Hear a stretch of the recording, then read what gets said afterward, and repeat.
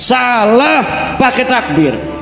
Nyai Rara Santang itu bukan istrinya Sunan Gunung Jati, tapi ibunya Sunan Gunung. Udah salah pakai takbir. Takbir. Kalau sama Sultan Hasanuddin Sunan Gunung Jati, dia sampai minta maaf. Sekarang orang Surabaya, kalau dia tidak minta maaf atas kesalahannya itu dengan mengatakan Sunan Ampel anaknya Sunan Gresik, padahal Sunan Ampel anak daripada Ibrahim Asmoro, maka berarti keturunan Sunan Ampel yang ada di Surabaya tidak dianggap oleh Rizik Syihab seperti turunan Sunan Gunung Jati Syarif Hidayatullah. Marah bener sama saya itu. Saya sejak kecil jadi cucu Nabi, masa mau mati jadi mantan cucu Nabi? Yang bener aja. Ama Roma Irama marah juga. Roma Irama sampai ditelepon marah. Kata Roma Irama, siapa lu negur-negur gue? Wih, hebat juga tuh Bang Haji. Satu lagu sebujur bangkai Roma Irama lebih mulia dan lebih manfaat bagi umat Islam daripada ceramah 70 habaib.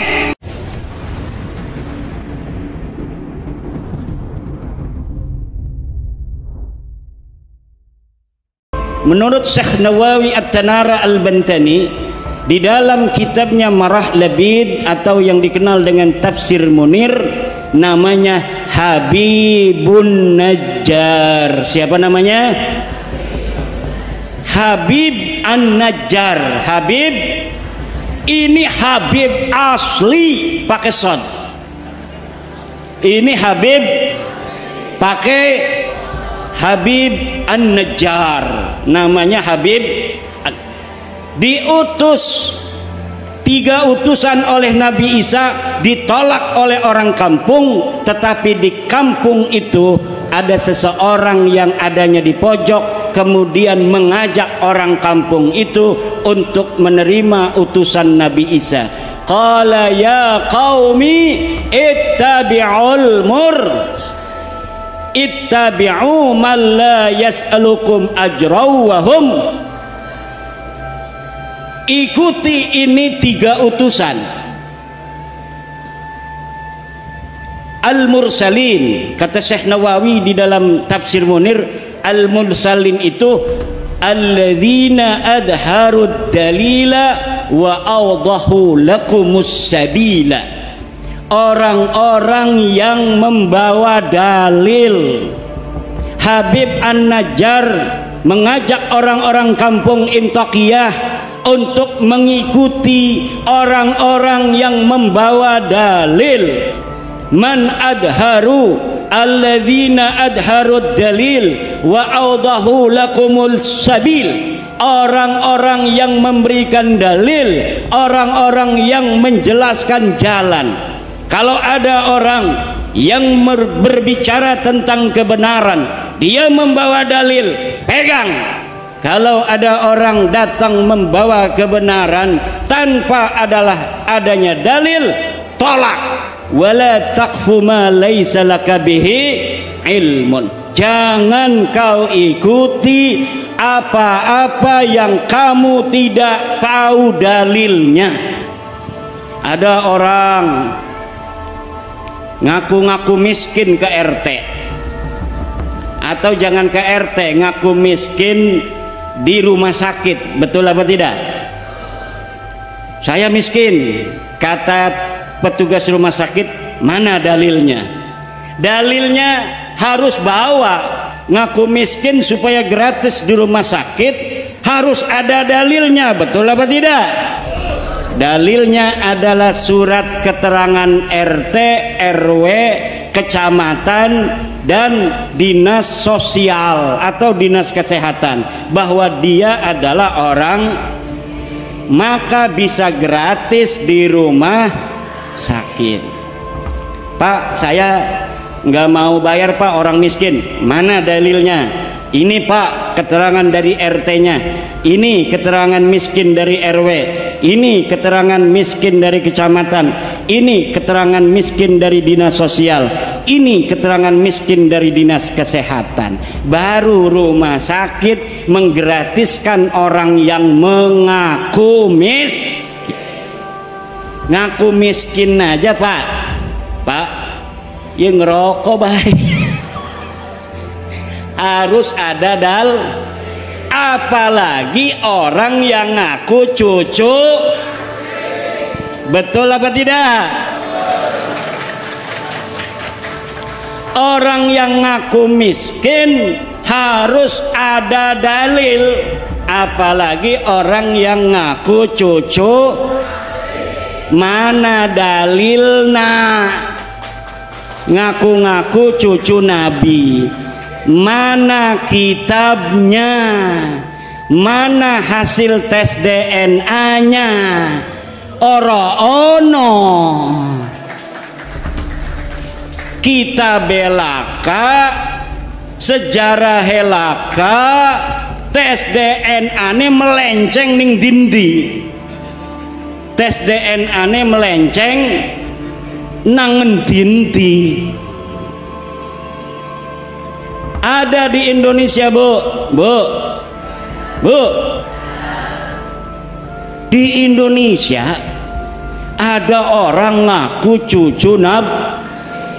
Dalam tubuhku mengalir darah Rasulullah. Datang ke kiai, minta duit 40 juta. Baru saya dapat ini apa namanya, sebuah testimoni dari kiai di Purbalingga, bukan Purbalingga, di Banyumas. Ada kiai diparanin oleh seorang yang ngaku cucu Nabi. Yang ngaku cucu Nabi namanya Habib. Apa namanya? Nama klannya keluarga Baklawi. Keluarga apa? Dia minta uang 40 juta. Dulu-dulu katanya biasanya langsung dikasih kalau lagi punya. Kalaupun tidak punya uang, maka akan dicarikan uangnya untuk Habib, orang yang ngaku cucu Nabi, dengan harapan mendapatkan barokah dan syafaat dari baginda Nabi. Tapi kiai ini sudah dengar, ada di Banten namanya Imaduddin Usman, sudah meneliti bahwa para habib-habib yang ada di Indonesia yang ngaku cucu Nabi ini ternyata bukan keturunan Nabi. Saya yang meneliti itu, bahwa Habibku ada Habib Rizik Sihab, Habib Bahar Smith, Habib Topik Segap, Habib Lutfi Yahya. Itu semua namanya keluarga Baklawi. Keluarga siapa? Saya sudah teliti seteliti-telitinya berdasarkan kitab-kitab nasab, kitab-kitab sejarah, hasil tes DNA, bahwa mereka dengan pasti mustahil sebagai keturunan baginda Nabi besar Muhammad sallallahu alaihi wasallam. Tidak terima, silahkan undang saya untuk berdebat. Kalau tidak terima, mana ente punya dalil? Kalau tidak terima, mana hasil tes DNA ente? Saya sudah tahu hasil tes DNA dari Habib-habib ini. 180 orang di Yaman sudah tes DNA dan hasilnya haplogrupnya G. Sedangkan keturunan Nabi Muhammad semuanya di Arab Saudi, di Yordan, di Maroko, haplogrupnya J1. Kalau ada orang yang mengaku keturunan baginda Nabi besar Muhammad hari ini dari jalur laki-laki semua sampai baginda Nabi sampai Sayyidina Husain, maka haplogrupnya harus J1. Sedangkan keluarga Habib Rizik keluarga Habib Bahar, keluarga Habib Taufik Segaf, keluarga Habib Lutfi bin Yahya, semuanya sudah tes DNA dan bukan keturunan baginda Nabi besar Muhammad sallallahu alaihi wasallam.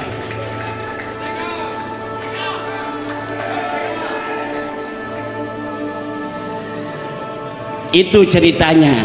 Kembali kepada Kiai Banyumas tadi tuh, karena dia sering mendengerin saya ketika si Habib ini minta uang 40 juta, dia acting pura-pura jadeb. Kiai Imad pahlawanku, Kiai Imad pahlawanku, Kiai Imad pahlawanku. Langsung Habibnya kabur. Jadi ibu-ibu, bapak-bapak kiai, terutama sama kiai-kiai, kalau ada Habib minta-minta uang banyak, nggak usah banyak ngomong, cukup di depan dia baca wiridan, Kiai Imad pahlawanku, Kiai Imad pahlawanku, Kiai Imad pahlawanku. Insya Allah setannya hilang semua. Lah kita nyari-nyari duit, gelati duit 40 juta gati bu ya, nggih. Megawe ning Tangerang gaji ya 4 juta. Berarti 40 juta ya kita megawe ning pabrik 4 bulan, 10 bulan nggih. Lah dia datang hanya dengan menjual baginda Nabi, dia pengen dapat duit 40 juta. Na'udzu, orang-orang yang menjual nama Nabi besar Muhammad sallallahu alaihi wasallam begini, kira-kira masuk surga apa masuk neraka? Yang keras, yang keras.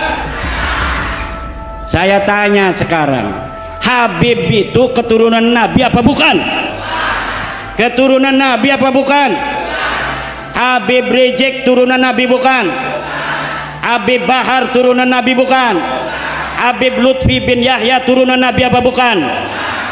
Habib Taufik Segaf turunan Nabi apa bukan? Orang Purbalingga sudah bersaksi bahwa mereka bukan keturunan baginda Nabi besar Muhammad.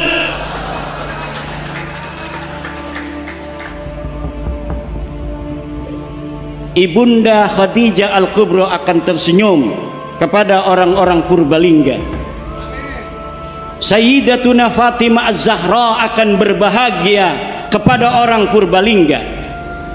Sayyidina Ali, Sayyidina Husain, Sayyidina Hasan akan tersenyum kepada orang Purbalingga, kepada masyarakat Nusantara yang sudah menyelamatkan nama baik Sayyidatuna Khadijah Al-Kubra, Sayyidatuna Fatimah Az-Zahra, Sayyidina Ali dan baginda Nabi besar Muhammad sallallahu alaihi wasallam dari orang-orang sekarang yang dia bukan turunan baginda Nabi, tetapi dia mengaku-ngaku keturunan baginda Nabi. Dengan pengakuannya itu dia membuat umat Nabi besar Muhammad sallallahu alaihi wasallam diperas, membuat umat Nabi Muhammad sallallahu alaihi wasallam dihina-dina, membuat umat Nabi besar Muhammad SAW berpecah belah.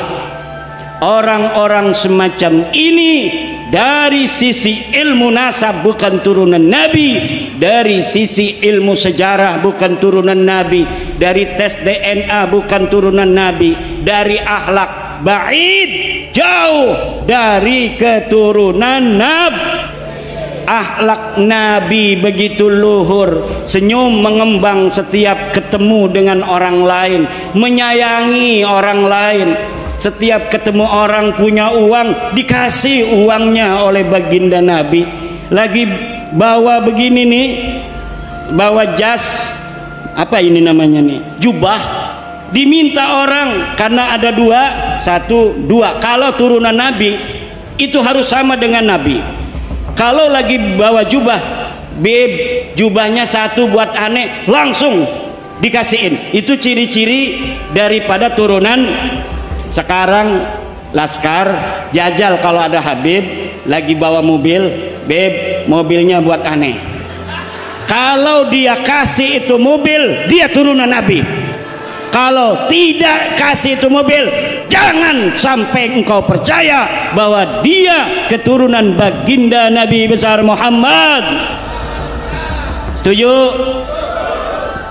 Ada Habib datang ke Kiai bawa mobil. Beb, bawa apa ke sini? Mobil. Mobilnya buat aneh aja. Sebelum diminta, minta dulu. Sebelum dia minta uang, minta dulu apa yang dia bawa. Dia bawa udang-udang begini, pinta. Dia bawa jubah begini, pinta. Wah, berarti kiimat nanti kita minta, coba kasih enggak? Ya enggak. Aneh kan enggak ngomong-ngomong, aneh turunan Nabi. Ente punya istri, cerai, nanti aneh kawinin, ente masuk surga. Ada Profesor Manahem Ali berriwayat, ada seorang kiai istrinya cantik jelita. Tahu istrinya satu atau dua saya nggak tahu itu. Yang jelas dia istrinya cantik. Datang Habib, suruh dicerai istrinya. Kata si Habib, kalau engkau cerai istrimu lalu aku nikahi istrimu, maka engkau akan dapat barokah, dapat syafaat, masuk dalam surga. Na'udzu. Apakah yang model begitu betul turunan Nabi? Jawab. Apakah orang yang datang ke rumah kiai minta uang 40 juta itu turunan Nabi? Apakah ada orang yang menghina orang lain itu turunan Nabi? Orang yang mulutnya selalu mencaci maki Presiden Indonesia dengan alasan-alasan PKI, alasan antek asing, ijazah palsu, apakah orang semacam itu pantas jadi cucu Nabi apa tidak? Dia cucu Nabi bukan? Orang yang selalu membuat keonaran. Orang kampung kita suruh demo tiap hari nggak dibayar, katanya untuk bela agama Islam. Kemudian orang-orang kampung kita meninggalkan pekerjaannya, meninggalkan kegiatannya, suruh demo tiap hari. Dia yang dapat duit, orang-orang kampung kita yang kerjaannya acak-acakan, ekonominya murat-marit, istrinya muring. Tahu muring? Istrinya muring, ngambek, marah-marah karena dia jaga warung ditinggalin. Apa betul? Dia bertani, taninya macul tidak disempurnain, dia jagain pancingan lele, pancingan lelenya ditinggalin. Kenapa? Suruh demo, suruh katanya membela agama, menurunkan antek-antek Cina, menurunkan antek-antek asing. Tapi ternyata perjuangan mereka semata-mata bukan untuk agama, bukan untuk rakyat, bukan untuk bangsa, tetapi untuk tingginya nama mereka sendiri dengan mengorbankan putra-putri Indonesia agar masa depannya acak-acakan, tetap miskin, melarat, tidak punya pekerjaan.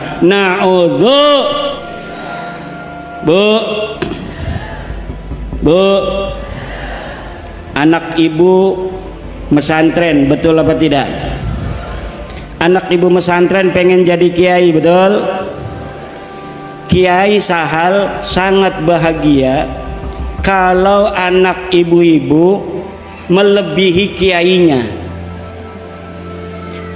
Makanya saya bikin syair, ya Rabbi bil khalil iftah kulla talibina waj'alhumu khairan minna wa khairal umami. Ya Rabbi bil khalil iftah kulla talibina waj'alhum khairan minna wa khairal.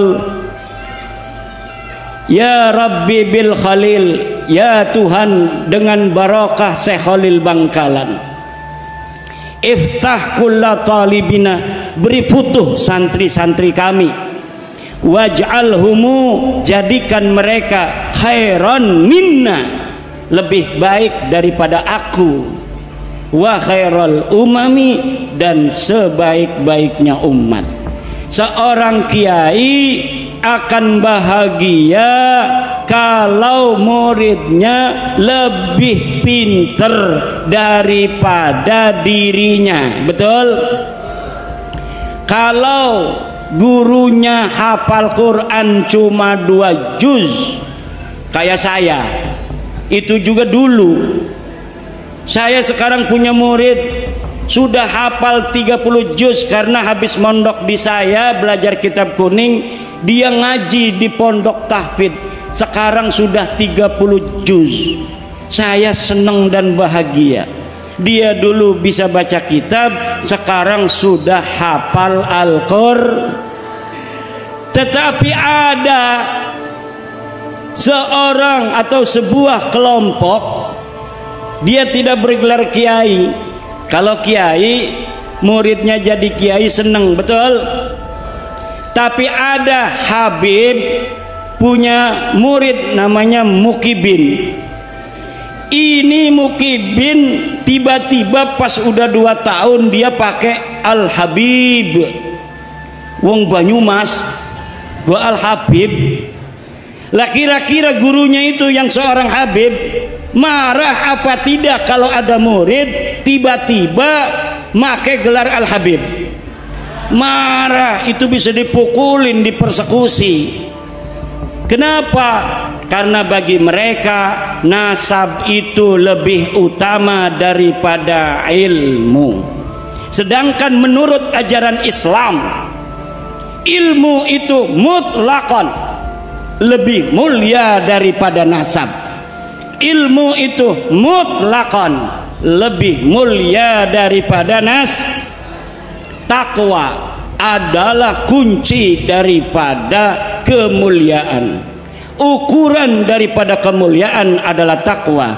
Inna akramakum indallahi, sesungguhnya orang yang paling mulia di antara kalian adalah orang yang paling bertakwa. Itu adalah barometer kemuliaan. Siapa orang paling bertakwa, dialah orang yang paling mulia. Apakah dia anak seorang kiai? Apakah dia anak seorang raden? Apakah dia anak seorang tubagus? Dia seorang petani? Dia seorang penjual cilok?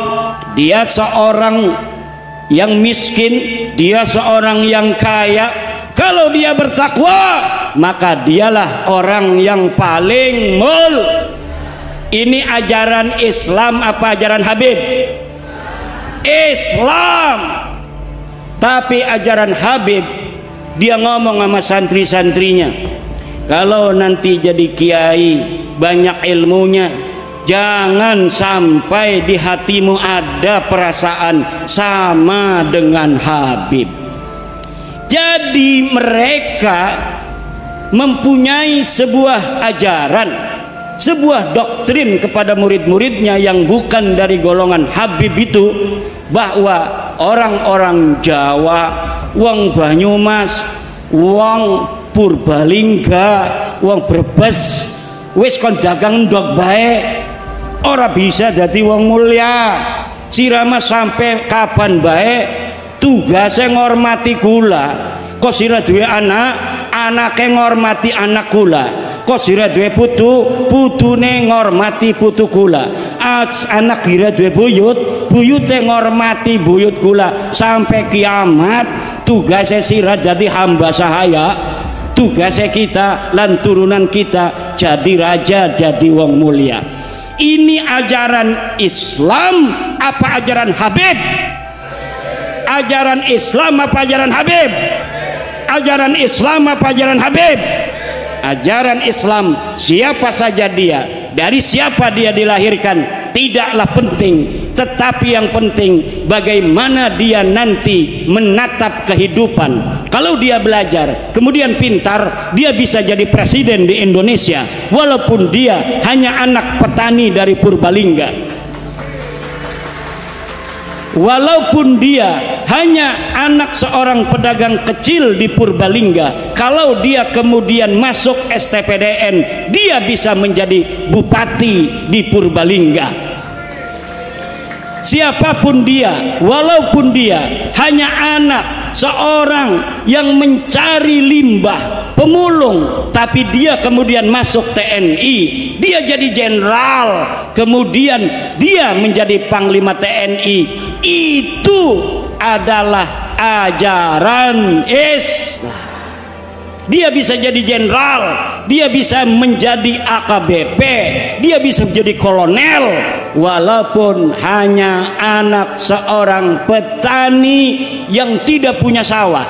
Petani nyambut tapi abai nyelengi be alhamdulillah duite gena sekolah ning Akpol, duite sekolah ning Perwira, akhirnya jadi jenderal.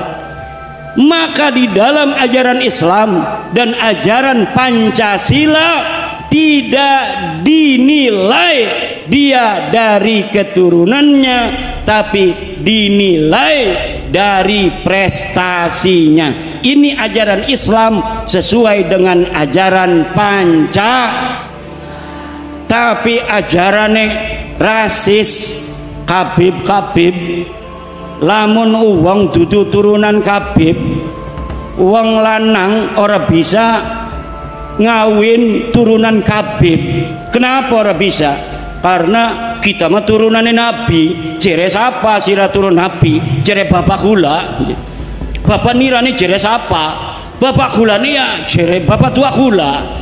Bapak tua kamu kata siapa? Kata, tapi saya minta buktinya. Tidak ada bukti. Saya minta dalilnya. Tidak ada saya minta tes DNA. Hasil tes DNA-nya haplogrup G. Orang yang bukan hanya mereka bukan keturunan Nabi, tapi juga mereka bukan orang Arab. Leluhur mereka orang Kaukasia, orang Turki yang tidak punya tempat. Mereka hidup nomaden, kemudian mereka tinggal di Kaukasus, kemudian dihancurkan, menyebar ke India, menyebar ke Pakistan, menyebar ke Eropa, menyebar ke Yaman. Dari Yaman pindah ning Indonesia. Ning Indonesia ngaku putune Nabi. Jadi wes ibu-ibu nurut ning kiai desa. Lah sekarang Bu, karena mereka sudah tahu bahwa mereka itu gagal jadi keturunannya Nabi, ngegawa-gawa Wali Songo supaya gagal jadi turunan Nabi. Kata mereka Wali Songo juga sama turunan Baklawi. Padahal dari zaman dulu mereka menghina-hina Wali Songo, keturunannya tidak ada. Wali Songo keturunannya terputus. Tapi sekarang sudah diteliti mereka bukan cucunya Nabi. Mereka katakan Wali Songo itu keluarga mereka Baklawi. Rizik Syihab sebelum saya membuat tesis tentang bahwa para Kabib itu bukan turunan Nabi, dia ditanya oleh orang tentang Azmat Khan. Dia jawab, saya bukan ahli nasab, tanya saja itu ke Rabitah Alawiyah. Sekarang dia ketika nasab Habib ini sudah putus, gagal jadi putune Nabi, dia kemana-mana kampanye, ceramah muter-muter mengatakan bahwa Wali Songo Sunan Gunung Jati, anaknya yaitu Sultan Hasanuddin adalah merupakan keturunan dari Baklawi sama dengan Habib-Habib. iki arane pengen ngegawa Wali Songo rungkat kaya dewekanane. Mereka sudah rungkat, mereka tidak sudi, tidak ridho. Kalau hanya mereka yang rungkat, mereka juga ingin bawa-bawa Wali Songo yang asli putune Nabi. Wali Songo asli putune Nabi. Pengen supaya Wali Songo juga sama-sama putus nasabnya, sama-sama rungkat nasabe 2024. Ning dindi ceramah muter-muter pakai takbir lagi, salah pakai takbir. Saudara-saudara, Sunan Gunung Jati punya istri Nyai Rara Santang, takbir. Ligane salah. Nyai Rara Santang itu bukan istrinya Sunan Gunung Jati, tapi ibunya Sunan Gunung Jati. Udah salah pakai takbir. Takbir. Marah anak-anaknya keturunan Sunan Gunung Jati, akhirnya minta maaf. Saya mohon maaf. Sekarang dia ngomong lagi bahwa Sunan Ampel adalah anaknya Sunan Gresik. Salah maning bae. Kalau di Banten dia takut sama cucu-cucu Sultan Hasanuddin seperti saya sampai dia minta maaf.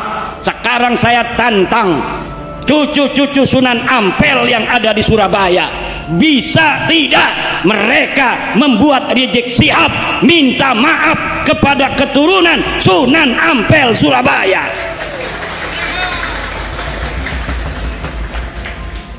Kalau sama Sultan Hasanuddin Sunan Gunung Jati dia sampai minta maaf, sekarang orang Surabaya kalau dia tidak minta maaf atas kesalahannya itu dengan mengatakan Sunan Ampel anaknya Sunan Gresik, padahal Sunan Ampel anak daripada Ibrahim Asmoro, maka berarti keturunan Sunan Ampel yang ada di Surabaya tidak dianggap oleh Rizik Syihab seperti turunan Sunan Gunung Jati Syarif Hidayatullah. Coba mana eta turunan Sunan Ampel di dia? Tuntut, suruh minta maaf. Bukan bapaknya Sunan Ampel Ibrahim Asmoro Kondi. Kalau Sunan Gresik itu Maulana Malik Ibrahim. Harus minta maaf. Semakin ngomong semakin banyak salahnya dia. Karena apa? Bukan ahli nasab, nggak ngerti nasab, maksa-maksain bicara nasab. Saking marahnya sama saya, marah bener sama saya itu. Saya sejak kecil jadi cucu Nabi, masa mau mati jadi mantan cucu Nabi? Yang bener aja. Ama Roma Irama marah juga. Roma Irama sampai ditelepon marah. Kata Roma Irama, siapa lu negur-negur gue? Wih, hebat juga tuh Bang Haji. Bang Haji Roma kenal bu? Bu, kenal nggak Bang Haji Roma? Yang nyanyi apa contoh lagunya? Sebujur Bangkai. Satu lagu Roma Irama Sebujur Bangkai lebih utama dari ceramah para habaib 70 habaib.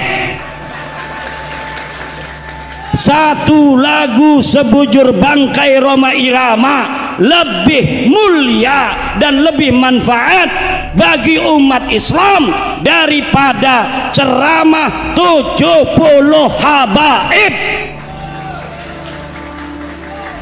Kenapa lagunya Roma Irama kalau didengerin, kalau lagunya masalah akhirat, kayak neraka di depan mata, betul?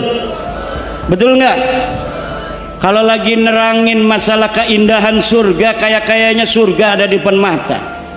Kalau lagi menerangkan istri salehah, Masya Allah pengen nambah lagi. Setiap keindahan yang tampak oleh mata. Apa tuh? Nggak hafal saya.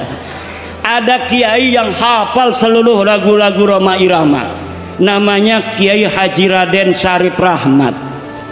Itu di rumahnya bukan kitab, dia mah kaset semua. Masya Allah, padahal hafal Quran, pinter baca kitab kuning, tapi ngefan banget sama Rhoma Irama sampai dia mengatakan bahwa Rhoma Irama adalah waliyun min auliyaillahi ta'ala.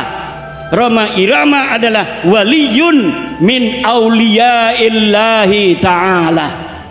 Coba kita lihat, umurnya sudah 80 tahunan, tapi ketika mendengar tentang tesis saya, dia ingin menelusuri, dia ingin meneliti. Kemudian sekarang dia mempunyai keyakinan bahwa para habib ini bukan keturunan baginda Nabi besar Muhammad sallallahu alaihi wa alihi wasallam. Kalau orang siapa saja yang masih ragu-ragu di hatinya, takut kewalat, maka lihat sebelum ayat Aqsal Madinah, qalu inna tatayyarna bik, bahwa orang-orang yang membatalkan nasab Ba'lawi dia akan kewalat, maka saya katakan ta'irukum ma'akum, kamu yang akan kewalat karena kamu telah mengaku duriah Nabi, tidak punya dalil. Aku Imaduddin Usman membatalkan nasab kamu dengan dalil-dalil. Ini dalilnya dari kitab nasab, mulai abad kelima, 6, 7, 8, 9, tidak ada leluhur kamu disebut, dicatat sebagai keturunan baginda Nabi.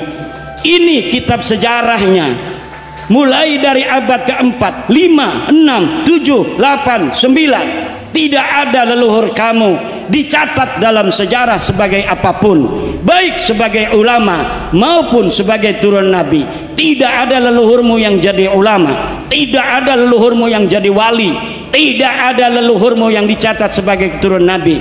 Lalu kamu katakan Ubaidillah sebagai imam.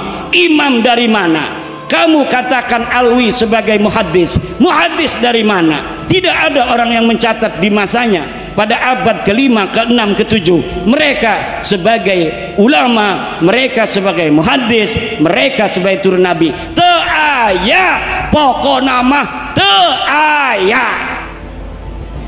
Ngerti ente?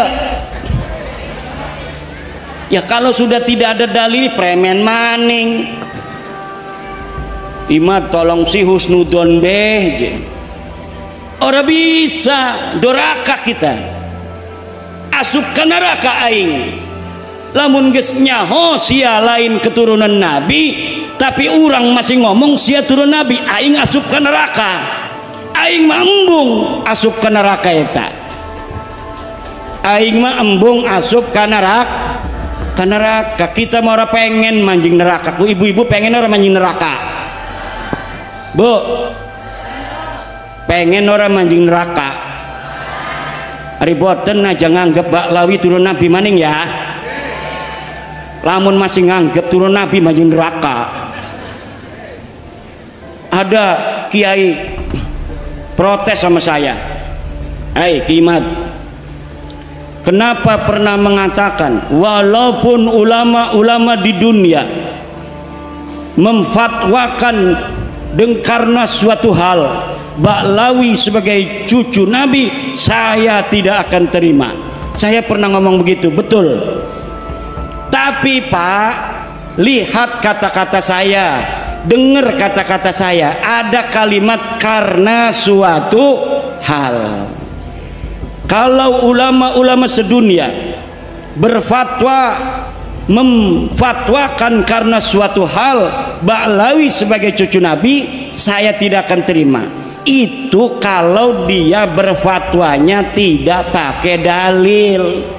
Karena suatu halnya itu misalnya pertemanan, seperti Syekh Ali Jum'ah Mesir, karena berteman dengan Habib Umar bin Hafid, dia kemudian mengisbat Ba'lawi. Syekh Ibrahim bin Mansur, karena dia sama-sama nasabnya putus, dianggap putus oleh orang Arab, haplogrupnya juga bukan J1 Ibrahim bin Mansur. Akhirnya Ibrahim bin Mansur sekarang membantu Ba'lawi, Ba'lawi membantu Ibrahim bin Mansur. Itu namanya karena suatu hal. Kalau mereka datang dari seluruh dunia membawa dalil, maka kita terima, walaupun itu akan mustahil. Mustahil ditemukan dalil-dalil tentang ketersambungan Ba'lawi. Kenapa saya berani mengatakan mustahil? Karena algoritmanya tidak memungkinkan. Kenapa tidak memungkinkan? Karena di abad 9 saya sudah ainul yakin melihat dalil-dalil bagaimana mereka membangun nasab itu di abad 9. Tidak ada sebelumnya.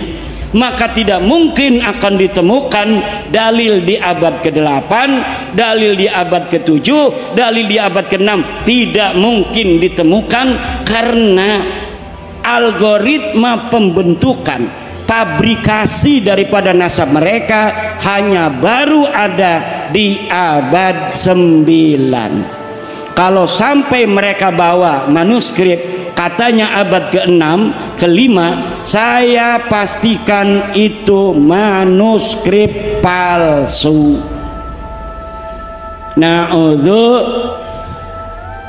Apakah ada buktinya? Woi Kiai ngomong manusia palsu, manusia palsu. Saya sudah menemukan banyak pemalsuan-pemalsuan di dalam sejarah Ba'lawi. Saya banyak menemukan banyak pemalsuan dalam kitab-kitab Ba'lawi, seperti kitab Abnaul Imam yang ditulis abad kedua Hijriyah, lalu ditambahin di abad ke-5, kemudian dikatakan sebagai kitab abad ke-5. Padahal kitab itu ditambahin lagi pada abad ke-11, pada abad ke-13. Jadi apa yang tercatat di dalam kitab Abnaul Imam bukan semata-mata abad kedua, bukan semata-mata abad ke-5, bukan semata-mata abad 11, bukan semata-mata abad ke-13, dan bukan semata-mata dicetak pada abad 15 sekarang. Ini baru dicetak. Tetapi dari banyaknya penulis dari satu masa ke masa yang lainnya, tidak ada dibedakan ini catatan dari abad 2, ini catatan dari abad 5, ini catatan dari abad 11, ini dari abad 13. Tidak dibedakan. Kalau kita ngaji kitab Fathul Qorib, ada matan takrib, ada Fathul Qorib. Untuk membedakan matan dan sarahnya itu ada dalam kurung. Kalau yang dalam kurung itu matan, yang selebihnya itu syarah. Tapi dalam kitab Abnaul Imam tidak dibedakan mana karya Toba-Toba, mana karya yang lainnya. Jumlahnya semuanya ada 4 orang, 5 dengan muhakkiknya. Mereka telah mencetak kitab dengan ditambahi, kemudian diasosiasikan nama ulama tertentu yang ulama itu tidak mencatat daripada apa yang mereka tambahkan. Masih banyak lagi ibu-ibu, bapak-bapak, karena ini udah sore, insya Allah